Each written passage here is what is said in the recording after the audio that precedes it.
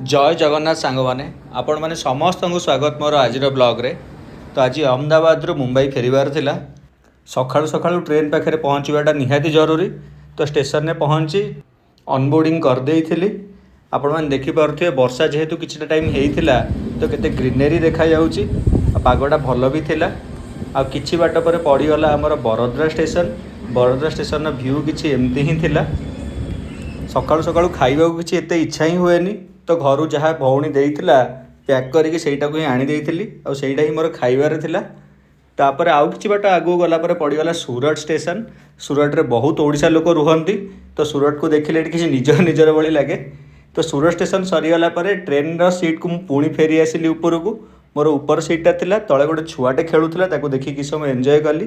तापर आसी ट्रेन पहुँची गला बांद्रा टर्मिनस रे। बट बांद्रा टर्मिनस रे लोकल ट्रेन आसेनी। Bandra terminus local Bandra station आसे पड़ला। तापर जाइए सेठू घर जाके फेरवा पड़ला।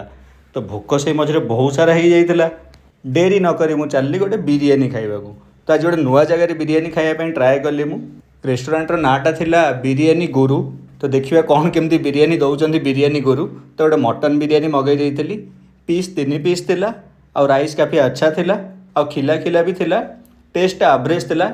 पेट भरिकी बिरियानी खाई सारा पर गोटे कोल्ड ड्रिंक मगई देती।